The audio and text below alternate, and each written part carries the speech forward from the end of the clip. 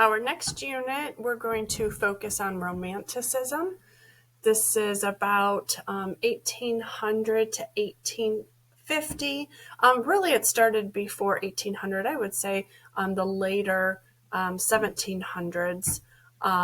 But this is the transition into the 19th century. Romanticism, you're going to see kind of that gradual change between movements. So we're going to definitely look back at Rococo and even Baroque to see how they're still part of the influence in this Romanticism period, but then try to point out, what the differences are and what the changes are. So the first few slides is just an introduction to the movement, characteristics of the movement. So the Romanticism art movement was both artistic and intellectual. Again, we've got this Enlightenment period. So artists are really, for the first time, tapping into their own, knowledge and intellect and opinions. So these movements definitely carry that with them. So it was an artistic and intellectual movement from Europe in the late 1700s to the mid 1800s. Many noticeable characteristics includes a heightened interest in nature, emphasis on the artist's imagination, and rebellion. So you can see that, these are not brand new themes we saw in that satire painting, that kind of introduction to rebellion or having that, opinionated artwork, opposition type of views, propaganda type of artwork for the very first time. Well, we're going to see that continue. We're going to see that continue to build. Utilizing nature and the emphasis of the artist's imagination, we started to see that in Rococo when these, exquisite outdoor scenes and garden scenes were almost fantasy-like. Artists would purposely play around with color palette and lighting to make everything feel a little bit more dramatic and intense. So we already kind of saw that coming into the works. Now with Romanticism, we're going to see that just becoming a lot heavier and that almost being the point of the artwork during this time. Romanticism spread very quickly all throughout Europe, and now we have some transcontinental influence. You're going to see it also spread to the United States. In the U.S., we didn't have Rococo really spreading into the U.S., and we didn't have a ton of Baroque. Remember, it was more, the Mesoamerican area, Mexico and South America, where the Spanish came in and really kind of brought that Baroque style. The U.S. didn't really, capture it as much. So now, though, we definitely have this European movement that spread and was very fitting for what was happening in the U.S. at the time. During this time period, everyone, even artists, were really caught up in all these revolutions that were going on, both European and American revolutions. You had political paintings that were becoming more important. You had artists expressing their support for different social movements or their personal political opinions and agendas. You had this type of activism happening for artists. And of course, again, art mimics life. So when you have a lot of these revolutions and uprisings, and you have these kind of rebellions against social classes and rulers who definitely are not for the people, your artists, both literary and visual, they're the voice of that time. And so they played a very important role, for these times. And quite honestly, they still do. That has not changed. As a matter of fact, that has only increased over time. But the point is, this is some of that origin. This is where we're seeing it all happen. So if we talk about characteristics, visual characteristics of Romantic paintings, this is what we're going to see. We're going to see lots of mood, emotion, and feelings, more over intellect, logic, and reasoning. The Age of Enlightenment, really brought us a time where we tried to push, the wonder of discovery and the value of science. And that hasn't gone away per se, but other things happening in society and in politics kind of, push that to the side. And now it was a time for people to be passionate. It was a time for people to fight for what they believe in, and a time for people to change. And so that's why these paintings, of course, become more about emotions and moods and feelings.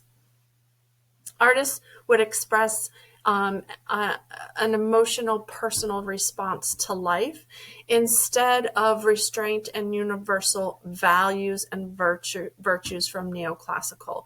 Remember that neoclassical was a period of like pulling back. We started to get into like fantasy and self-expression, and Rococo just, kind of took it to a very extreme, almost making artwork and the purpose of life just seem, frivolous. And neoclassical was like, whoa, that's, getting ridiculous. We need to bring it back. We need to look back towards history, to remember about our virtues and, living a very kind of ordered life. But that only lasted for so long. It was almost like artists were getting a little taste of what it was like to be an independent thinker.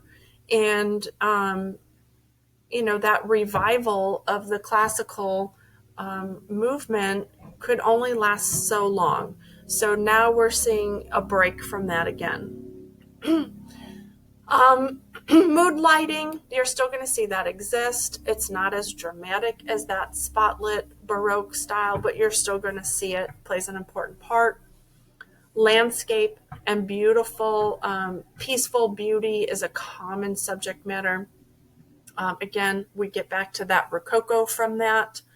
Feelings of mystery and imagination and spirituality, they're all embedded in this Romantic style. It's amazing because a lot of the Romantic styles either feel totally peaceful and contemplative, very reminiscent of Asian artwork, but some of it feels extremely like passionate and full of like energy and emotion. And so we're really kind of working with those two extremes depending upon, what the artist is trying to capture or express.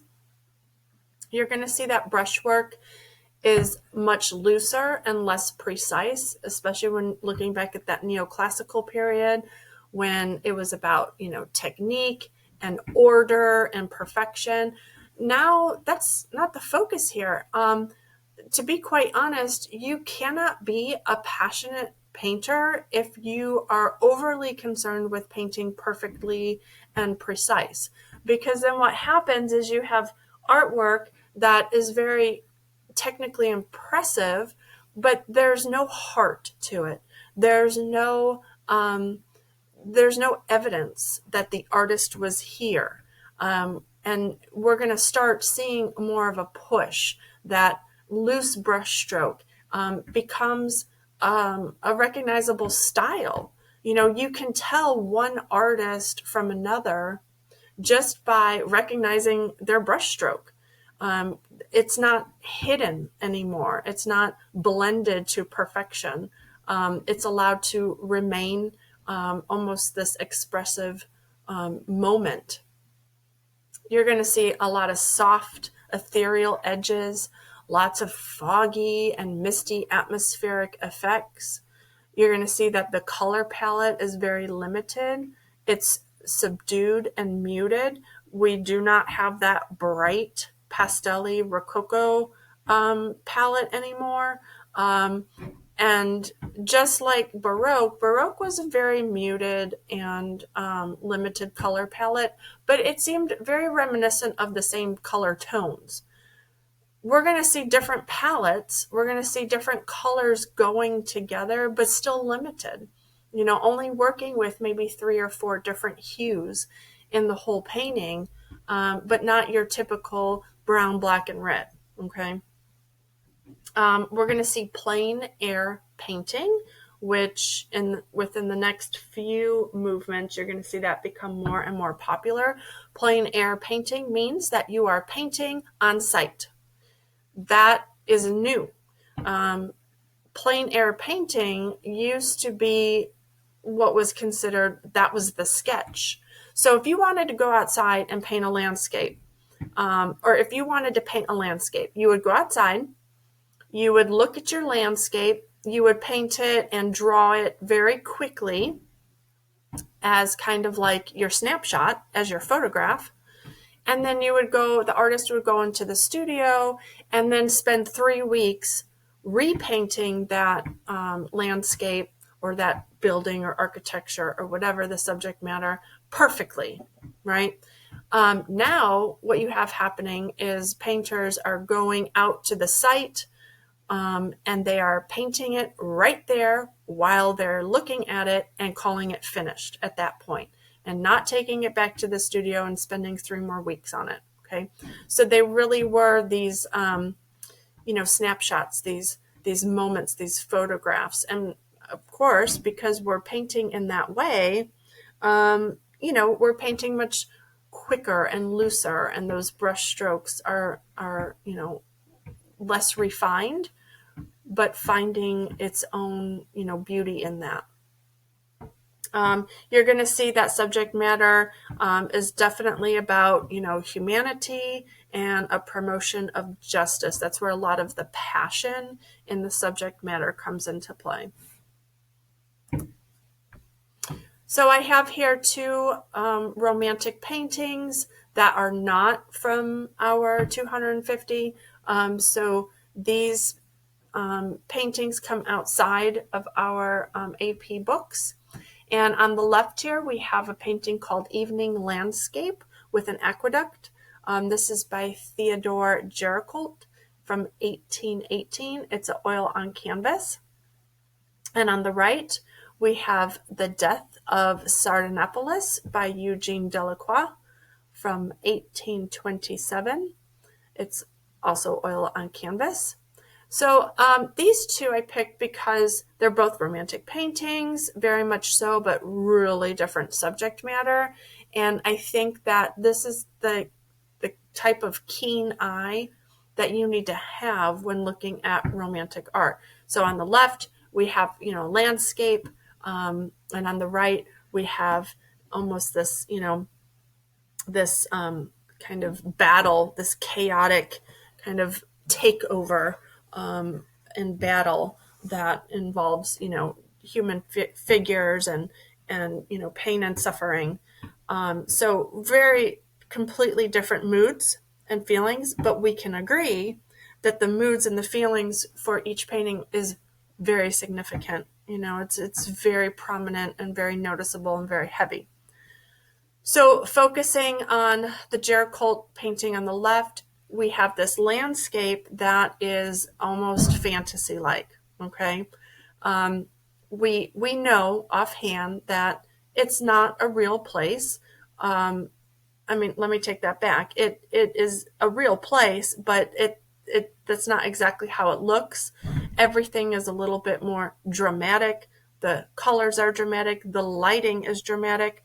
Remember, we still talked about having dramatic lighting where you're going to have real bright spots and real dark spots, but you may not just have that one like candle lit light source like Baroque. Everything is just extra grand, and like I said, just exaggerated. So it then almost becomes this place of like fantasy that, it's too amazing, it's too grand, it's too perfect. Um, and so that's what you're going to see from those landscapes. Okay, we have very small subject matters down here at the bottom.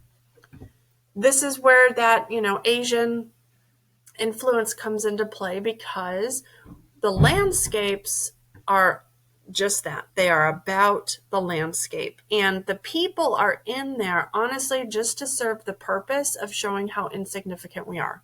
Okay? It's like a scale thing. If you took those people out, like try to blind those people out at the bottom, um, it would just kind of feel like, a really nice, picture of some scenery. But when you add them in there, you realize the grand scale of things. So that's their purpose. And that also just, kind of adds to the drama and that whole like kind of romantic feel of these landscapes. It's like the places you dream of, okay? The places you daydream of, when you think about far off places and you think about beauty and perfection in landscape, and it being quiet and serene and peaceful and there's no worries, almost like a utopia. That's what these romantic landscapes do for us. And then the painting on the right, totally different content, totally different mood and subject matter. But the point is, there's still passion, okay? There's still that mood, that feeling of intensity. Of course, that comes with, the figures and how they're sprawled around, and some of them are, in anguish. Some of them are prisoners. Some of them are relaxed. It's just a very chaotic scene, and the expressions, the faces, not just the humans, but even, the horse down in the bottom left-hand corner, has this kind of like, panicky, like, oh, please don't make me go there, type of body language. So again, even though it's this, horrible war scene, we are approaching it with extreme heaviness, mood, and passion. And that's what we need to look out for when we're trying to identify romanticism. So that brings us to our first image, number 106. This is by artist Francisco de Goya, and the title is "And There's Nothing to Be Done." It is from a series called From the Disasters of War, from 1810 to 1823, and this is a dry point etching. Remember, an etching is when you scratch into the surface and then you put it into like an acid bed, and it eats away at this metal plate, and then you can use that metal plate for inking and printing. So mass production, okay? And again, this is one etching in a series. So in terms of content, we have a man that's been blindfolded. His head is downcast, and he is standing, bound to a wooden pole. White clothes seem to emit light on the man, although all the other men's postures to the left are showing defeat. You have a man standing as an alter Christus, which means another Christ. On the ground in front of him is a very contorted corpse of someone who was alive just seconds before. You have a line of 3 soldiers in the background that aims at the soldiers behind the main subject and getting ready to shoot. You can see kind of that, coward, that like, the men that are bound to the poles in the background are, fearful, turning their heads away from gunpoint, and, understanding that what is about to come. You notice on the very right hand side, of this etching right here on the edge is that you have 3 barrels of rifles that are aiming at this one main soldier. So that's a very important feature in this composition. So in terms of context and history, what we have happening here, what's being illustrated here is the French emperor seized control of Spain in 1807 after he had tricked Spain's king, who was King Charles IV, to allow Napoleon Bonaparte's troops in thinking that they were going to help Charles invade Portugal. So we had a really big kind of act of betrayal here. France had gained control, and a bloody uprising took place where many, many Spaniards were killed in both Spain's cities and countrysides. It was a long and gruesome war for both sides.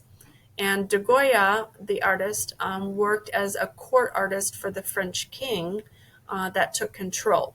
But he later denied any involvement with the French intruder king. So, something that he regretted and retracted. So this is, probably commissioned. And again, it's there to, record historical events.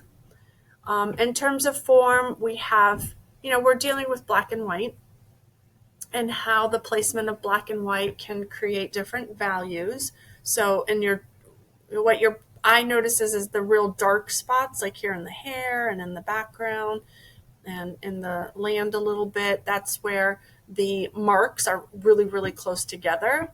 And then when you have lighter areas that just show some shadows and shading, you can literally make out that it's just a few scratches. And so that's how you kind of work different values into an etching. But basically, we're definitely capturing those shades. Are definitely capturing the emotional intensity of war. So even in this etching, you still have that high contrast of the bright, very, very bright areas and very, very dark areas. The function, like I said, was bitterly ironic to the viewers. It emphasizes the emotional level of war. It recorded times in history. It was also a visual protest against the French occupation of Spain. So this is de Goya, a Spaniard, kind of taking a stand and purposefully painting, the French occupation in just a gruesome, horrible light to help people agree with the, injustice that happened in Spain during this time. Innovation, basically using techniques of both etching and dry point. It's a very blatant and dark subject matter. Blatant meaning you're going to see more of this, just these kind of exposing of truths. We started to see that with the satirical painting in the English 18th century art, where we're just starting to be honest, and we're starting to expose real truths in art, and not just kind of glazing over subject matters and situations and traumas that are detrimental. We're kind of facing them head on, and that's a new subject matter and a new arena for artists. Compared this to Adam and Eve by Albrecht Dürer, mostly because of the medium and the style, using an etching, but there's so many differences as well. The way that the figures are drawn and portrayed is one of the biggest differences. Adam and Eve were in your kind of ideal human form, and then you look at de Goya's, how he has put expression into these forms. And again, that, contorted body on the ground, I think, is just the best example. And then also, the main focus here, showing, this Spaniard who's been, tied to a pole and getting ready to meet his death, and just, that hanging of the head really gives so much feel and expression to this print. All right, our next painting is called Le Grand Odalisque. It's by Jean-Auguste Ingres. It's from 1814, and it's another oil on canvas. So this one is kind of interesting in what makes it romantic. And again, it's going to be back to that content, that subject matter, where the passion comes into play. We're not going to see it so much in terms of brushstroke here.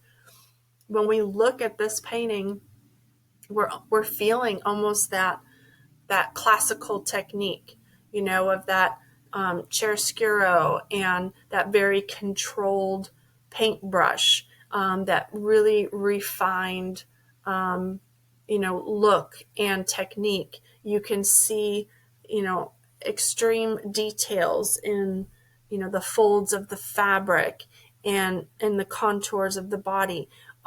We also see a lot of mannerism happening here as well. You see this, very elongated body, and these kind of like, curved, rubbery, limbs. You see her pose is very curved and almost, her legs are like wrapped around each other. So you definitely have that mannerist influence in terms of the figures. So when we look at this, it's like, well, what's romantic about it? We don't have those harsh brush strokes. We don't have a nature scene, and we don't have a revolutionary scene. So this is reminiscent of romantic, because what we're looking at is that fantasy and that passion and that wonder about a different culture, okay? And so in this painting, we have a lot of Turkish elements. We have an incense burner. The fan that she is holding is made of peacock feathers. We have that turban. We have a pipe over that is a hashish pipe, for smoking hash. We have the velvety drapery of the blues and then the golden type of sheets, this color palette, the embroidery that is on the velvety curtains, and the embroidery and the tassels that are part of her turban. All of this is emulating a different culture, a culture that is almost being considered exotic. That's where the romantic passion comes in. The nudity, not so much. It's not unheard of to, paint nude figures. But all of the settings and the elements around her is what makes this very romantic. So we have Ingres here, who was fascinated by customs of the Eastern world, more the Near East, not so much, the Asian cultures, but the Near East and the Middle East. So we have this artist, of French culture, who is really just passionate with this Eastern culture, and it becomes, his inquiry, and it becomes his influence and the things that he is energized by and motivated by. And so as an artist, it's like you kind of want to share those opinions, and you want to push it out there to the public and say, hey guys, everybody look at this, look at how wonderful and passionate this is. And it becomes again that romantic fantasy. And again, that's what, Romanticism is all about, is taking real world things and just kind of upping the drama of it. So that's what this painting is all about. As we continue to look at it, we have, the innovation of adding these exotic objects and a title of a painting that refers to a French conception of beauty and mystery and exoticism, but incorporates all of these elements of a foreign culture. So that's what's different here. That's what is exotic and romantic about it. The function is it was made for early 19th century French male viewer. So, that was privately commissioned, and Ingres definitely added his own preference by using an odalisque, which is a female slave of the harem, and in the household of a sultan. So again, we have that Turkish culture as his main inspiration for the work. I compared it to Venus of Urbino by Titan, because we are, again, looking at this female figure with that turban, with that turban on her head that kind of creates this almost iconic look. Okay, our next romantic painting is Liberty Leading the People. It's by Eugene Delacroix, and it is oil on canvas. And learning what we've learned so far from Romanticism, I think we can definitely identify this one pretty well. It seems to kind of meet those characteristics pretty straightforward. So in terms of content and subject matter, what we have here, we have a child on the right-hand side here with a pistol. That is definitely a symbol for the student roles in this revolt. We have a middle-class man in a top hat that's carrying a rifle over here. And then we have a lower-class man in the extreme left with a sword in hand and a pistol and belt. This is so important because it demonstrates that this revolt was a revolt that would surpass classes and age, and that it was definitely the people, documentation of the people coming together, no matter what your background, no matter what your status, that everybody was kind of joined together. Far off on the right, we also have the Notre Dame Cathedral, and we have the French tricolor that's raised on a tower. Contextually, what we're dealing with here is the July Revolution of 1830. Liberty with French tricolor marches over the barricades to overthrow government soldiers. So that is this specific moment in time that's being depicted. The Parisian landmark of Notre Dame is mixed with the true historical event and symbolic figures. So these figures, are very symbolic because they are marking a moment in time, but they're also symbolically representing the movement as well.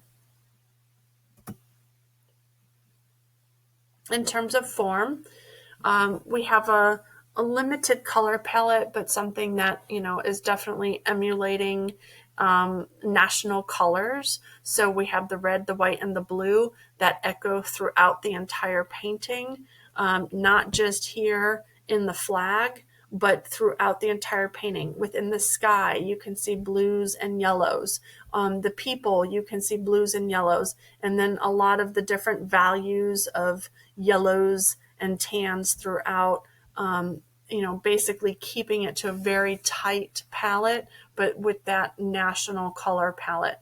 You have a really strong pyramid composition, okay? But here's the thing. We've talked about these pyramid compositions being a formal composition. There's definitely some formal element going on here. Yes, indeed. but we also have asymmetry, and that's important to understand. That it's not visually equal in terms of the placement of objects, but it feels very balanced because over here on the left, you have kind of a bunch of people, but they're slightly smaller in size. Where over here on the right, you have two, okay, people, but they're being balanced out by the quantity over here because they are slightly larger. So it's all about visual weight. All these people on the left, even though there's more of them, they're smaller. So the visual weight feels the same as these kind of two larger people that are over here. That difference of ratio also gives us a sense of depth. We know that these smaller figures are in the background. And then in the foreground, they don't interfere at all because, they're deceased and laying on the ground. So they don't wind up causing any sort of interference with the main focal point up here. The function of this painting is to memorialize the overthrow of the French government in favor of Louis Philippe, which was he was also called the Citizen King. So that's what is to be commemorated here in this painting. The innovation is really this symbolizing of all the social classes working together. Very important that we understand that. We also need to understand that liberty here in the center, is also a symbol that, she is kind of representing a concept, and that this is not, a painting of, an actual moment in this revolt, that it is all about the symbolism and what it represents. This was kind of compared to Menkaure and his queen. Just politically, Menkaure and his queen was this evidence that we kind of had, a unique situation where we had kind of that equal power. For the first time, we didn't see that hierarchy of scale, and we saw, the queen looking as important as the king, and knowing that, they kind of relied on each other to thrive. And that mystery to that statue, and that interpretation of that statue, I kind of thought was significant to this painting because we don't see it that often. It's a rare thing where you see this like moment of almost equality. And so I think that that's kind of a important feature that you need to definitely take away with this painting. In terms of romantic style, we know content, we've got it. We've got this revolt. We've got passion in terms of symbolism, in terms of this like moment of, knowing that everybody was working together for the same cause. We have expression on the faces. We have, symbols of victory. But what we also have is more technique characteristics. So we have, brushstroke that is still evident and reminiscent of, the artist's hand and the artist's touch. We have those kind of more soft, flowy edges that kind of fade out into this like ethereal, misty fogginess, right? That we talked about is very common for Romanticism. You don't have that perfected, smooth technique of that chiaroscuro. It's just a little bit more full of like emotion and kind of rawness to it. So our next painting is an extension of what I just described. This is Joseph Turner, and the title of this painting is called Slave Ship from 1840. again, oil on canvas. And I mean, you want to talk about that kind of ethereal softness. This is a great example of really kind of taking that technique, that newfound style, to a little bit more of an extreme, pushing that boundary a little further, and seeing, how far can you get away with unrefined painting technique? What happens if I leave everything, very kind of soft and foggy and misty? And so this is a really great example of how you can use that technique to increase your mood and to increase the emotional content. So first off, we have this use of color. We talked about limited color palettes, but that they were a little bit different, So here we have blues and oranges and browns and whites. Technically, that's a very complementary color scheme because blue and orange are opposite each other on the color wheel. You have a sunset that is so deep and rich that it's almost bloody. And again, that is working as symbolism. It's not a calming, peaceful sunset. It's not, a sunset that brings you serenity. It's a sunset that almost brings you anguish and concern, not only from the rusty oranges, but also up here you start to get these kind of bloody blue violets that also exist. You have this feeling of darkness and doom and dreariness. This does not, when you look at this, you do not feel peaceful. You do not feel serene. You know that some sort of a storm is brewing. You know that there is some sort of treachery that's happening in this painting. And the cool thing is, you get that feeling just from the application of the paint. And this is all new. This is part of that innovation that's happening with Romanticism, pushing the envelope. How loose can I be and still get my point across? And as a matter of fact, does changing the style of painting actually get my point across even better? And quite often it does. It's full of expression, it's full of mood, and it's full of passion. You have that rapid brushstroke. Again, you have a subject matter that is purposely minuscule to the sea and to the sky. We see that it's there. It's important that we notice it, but it's important because we need to be able to understand that everything else around it is powerful and should be something that is feared.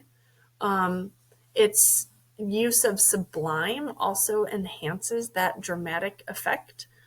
So there's just a lot of richness going on in this painting and a lot of experimentation. The function of this painting is actually, it's also recording a historical event. It depicts an actual event, records its history. We'll talk more about the context on the next slide. The innovation is that we have a really rapid brushstroke, and that you have that emotional symbolism that's tied to not only content but technique. Now we're using brushstroke as symbol. If you think about it, we're really breaking things down. We've seen symbolism a lot so far, but we've seen objects that symbolize something, or dogs, right, that symbolize something.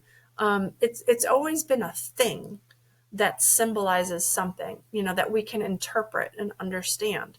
Now it's technique, it's color, it's brushstroke, it's those elements and principles of art that are starting to have their own way of expression, not something so literal anymore. So if you can put it all into context, these are really, really big artistic changes happening.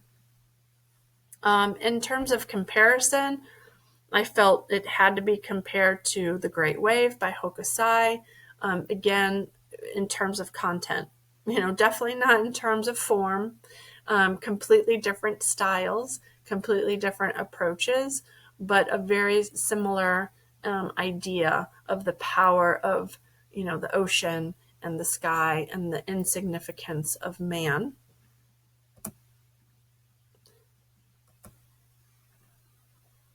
What I did here is I gave you a little close-up of the ship, just so you can notice it better. And you can see it's really just a very linear painting. There's not a lot of detail going on. It's just enough information for you to be able to say, hey, that's a ship. Okay. But I also wanted you to see kind of these colors in a close-up view, that as you get closer, you can definitely pick out a lot more colors, but they exist because they're being mixed and layered on the canvas itself. So a lot of these purples, they are existing because we had blues mixing with reds.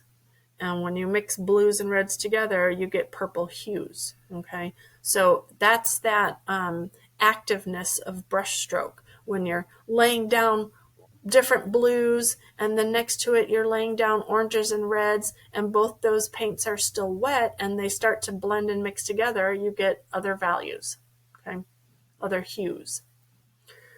So in terms of content, we know what we're looking at. We got a seascape, we got a sunset, and we have a ship. But what you may not understand is the ship is full of slaves that are sailing to the US, which is why the painting is called Slave Ship.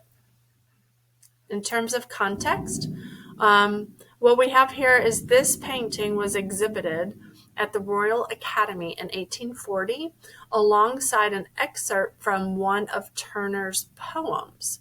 And the poem was called The Fallacies of Hope. Okay, so he was both a literary artist and a visual artist. The painting is based off of a true story from 1781 in which a slave ship called the Zone, it sailed for the Americas and it was full of slaves. And if you know anything about a slave ship, it's literally, they're packed in there like sardines. There is not even enough room for them to sit up. They are only able to lie down, and they literally are on top of each other. So it's packed full of slaves. The slaves were insured against accidental drowning, but not against sickness. Okay, so they worked, very hard to ensure that, hey, drowning is not going to be an option here. We have all these things in place where, we don't need to worry about that. It's not going to happen. But nobody insured them against sickness. And a policy had been instituted to force captains to treat slaves humanely at this point, okay, in the late 1700s. And so, knowing that he would not collect insurance money for sick and dying slaves, the captain would cast them overboard. So, basically, what we're dealing with here is new regulations, which is just, funny to even say, were kind of enforced that during the slave trade, you had to abide by certain standards, okay? And if you were a slave trader and you were transporting slaves, you wanted to have some sort of insurance that, hey, if something happens and I lose 40% of my slaves, like, I need to be reimbursed, right? And so they had policies like that for drowning, but they did not have that for if they became sick and died. And the reason they didn't have that is because the captains were supposed to be treating them somewhat humanely. Well, they did not. And so, of course, if one, slave got sick, then, 10, 12, 20 of them got sick because they lived in such close, crammed quarters. And so then if you wound up having slaves that, were getting sick and dying, you were not reimbursed for that at all. So what they found out is that the captains were casting them overboard and then reporting them as, drowned. And even if they drowned by suicide, then the captains were still getting kind of reimbursed for that. So it was, basically a big scandal and something that Turner was, protesting and was trying to expose. And, this is part of artists finding their voice and using their voice. Turner's paintings, they were inspired by the account of the scandal that was published eventually by Thomas Clarkson. And England eventually freed the slaves in 1833 by Parliament. However, there were expectations not addressed until 1843. So even though legally they were freed in 33, they really didn't have to fully abide by that until 1843. All right, our next painting for Romanticism is by Thomas Cole. It's called The Oxbow from 1836. And what we see here is an American. We have an American painting. So we get to see how this Romantic period was even, influenced and spread into the U.S. So this is our first U.S. painting from 1836. I put an image up here on top just so you could see, in person how large the original painting was or is. So in terms of content, what we're looking at, we know we're looking at a landscape, but it's an actual landscape from the Massachusetts area. Its view is Mount Holyoke, and it is also the Connecticut River and, a specific bend right in the Connecticut River. It is also a self-portrait, which we'll talk about here in a second. We also have small boats that you can see on the Connecticut River. We have fields out here. We have this wild little forest scene. We have contrasting skies. So definitely that, feel like a storm is coming in. And we have this almost division of scenery from left to right. If I were just to cover the right side and you were only looking at this left hemisphere, it gives a very different feel and a very different mood than if I were to only expose the right-hand side. In terms of context, what we have here are portraits that were highly valued in America opposed to Europe. And a lot of that is because of the landscape. This was the new land, right? It was very romantic thought to have this kind of untouched, unblemished land that was slowly being, discovered and slowly being settled into. And that's a very romantic thought. And so portraits and paintings that involved this American landscape right away almost, kind of constituted as romantic during this time period. This obsession of these romantic landscapes and portraits in America led to a school of painting called the Hudson River School. It was founded by Thomas Cole, and he had many, many, many American artists and even some European artists would come over to study.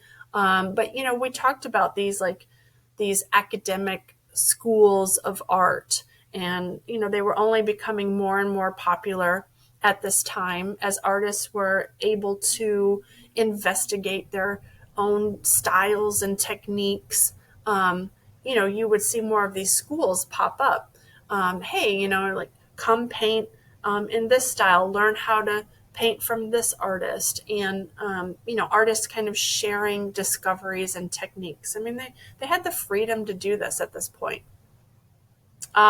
This painting was a response to a British book that alleged that Americans had destroyed a wilderness with industry, which in terms was happening, and happening in other areas. And then, thinking futuristically, definitely continued to happen more. But this was kind of a direct response to that accusation. It's also dealing with this concept of manifest destiny in America, where you have this East and West viewing. Um, it's very symbolic of that mindset. That is why it is a portrait. Okay, so let's go back to the other slide. When we look at this, we're just thinking landscape, right? But when we zoom in closer, we can see that it is actually a self-portrait. Okay, um, so that's a very important feature that is hugely overlooked, and we need to make sure that you definitely don't want to overlook that. That's part of the reason why this painting is in your AP book. The function for this painting is it was actually painted for an exhibit in the National Academy of Design, which is part of why it has a pretty large size. So I showed you the ratio of size because that was considered a pretty large painting. But when the purpose of it is to be, displayed in, some sort of gallery, you want it to be very viewable. Usually paintings of landscapes were maybe half that size. Okay. All right, lots of things going on here for form. Lots of things that you should be able to recognize. The first is that split composition. Okay, I'm going to go back for a second. It is definitely more of a diagonal. I mean, you have this whole feeling of left and right hemisphere for sure, but when you look at the way that the composition is actually laid out, it's more of a diagonal split. Okay. We have man's touch on the right with cultivated fields, so we have farming and things going on, and boats on the riverside. But yet on the left, you still have untouched land, wild, thick forest on the left with broken trees and this like emotional, stormy effect. So purposefully, Cole is trying to show that, dichotomy. Okay. This is where the artist lies. We have a limited color palette of variations of greens and yellows and neutrals. So again, it's a landscape. It's an outdoor scene. It's showing a specific landscape. So you're going to have a pretty limited color palette. You don't have that Rococo influence of dealing with nature. You have slightly more naturalistic color palette. Okay. The wild nature in the foreground and the river in the background. You have symmetrical balance. Visual weight is distributed by objects versus light. So you have a pretty well balance of weighted objects on the left to objects on the right. You definitely have contrast of brushstroke from each side, which is wild and expressive. And then over on the right side, it's a little bit more organized and tight. That's part of this romantic, using brushstroke and technique to convey mood. So you got to remember that if you're painting a wild forest scene, you're going to paint it with, a specific type of technique. The way that you lay paint down is going to be way more expressive and a little bit more raw, right? Then on the right-hand side, Thomas Cole is trying to show a more kind of organized society through the landscape. And so things are painted a little bit more tight and precise. So that is, artists making this change that they're going to adapt technique to convey mood. And that's a huge innovation here. Okay. You have atmospheric perspective, a lot of fogginess in the background. Let's go back and look at the whole painting. So, we have a lot of mist and fogginess coming from these clouds, even feeling like maybe a storm is brewing. But it's very, very soft. Okay. Here, you see just, it's filled with brushstroke, just completely filled. And this is where the artist lies, and he lies there because he's trying to express a preference, okay? A preference for this natural landscape, and a concern that, we are coming in and destroying this natural beauty, that we are, taking away this, scenery and this romantic, concept of natural land. And so that he's definitely kind of showing, his stance. The innovations, we talked about using landscape to symbolize personal feeling, political ideology.